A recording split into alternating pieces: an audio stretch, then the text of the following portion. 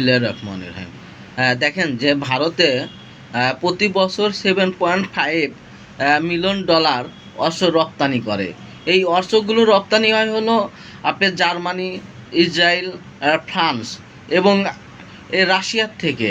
কিন্তু অন্যদিকে দেখেন যে ভারতের গ্রামগুলোতে দেখেন যে সাধারণ মানুষ এই যে অসুস্থ, ডায়রিয়া, আপের শিশু রোগে আক্রান্ত হয়ে হাজার হাজার শিশুরা মারা যাচ্ছে, বেকারত্ব বৃদ্ধি পাচ্ছে।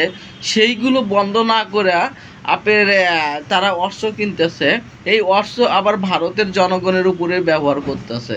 আপনি যদি দেখেন যে লাদাখে যে আন্দোলন হচ্ছে, এই লাদাখে আন্দোলনের জন্য আপনার বাংলাদেশের অন্তর্বর্তী সরকার প্রফেসর ইউনূসকে আপনার ইঙ্গিত করতেছে যে লাদাখে আন্দোলনের জন্য প্রফেসর ইউনূস দায়ী। প্রফেসর ইউনূসের ম্যাটিকুলাম ডিজাইনেই ভারতের লাদাখে আপনার আন্দোলন হচ্ছে। এখন বাংলাদেশের শেখ হাসিনাও বলতেছে যে প্রফেসর ইউনূসের ম্যাটিকুলাম ডিজাইনের কারণে এটা তার পতন হয়েছে। এখন ভারতে একই দাবি করতেছে যে প্রফেসর ইউনূসের কারণে আপনার এই লাদাখে আন্দোলন হচ্ছে এবং অশান্তি বিরাজ করছে। আপনি দেখেন যে তাহলে যে সবাই এখন প্রফেসর ইউনূসকে দায়ী করতেছে।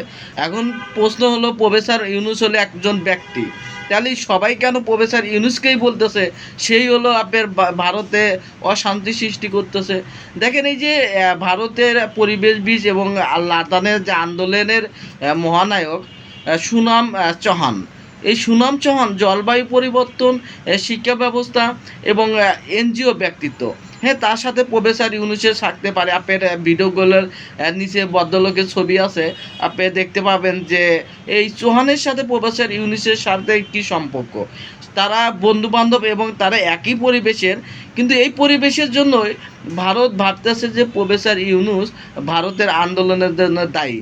কিন্তু ভারত নিজেই ভাবতেছে না যে তাদের যে অশান্তির মূল কারণ তারা নিজেরাই, তাদের বিজেপি শাসিত এবং বিজেপির অত্যাচার নির্যাতনের কারণেই জনগণ আন্দোলনের নেতৃত্ব দিতেছে এবং বিজেপি সরকারের বিরুদ্ধে জনগণ ফুঁসে উঠছে।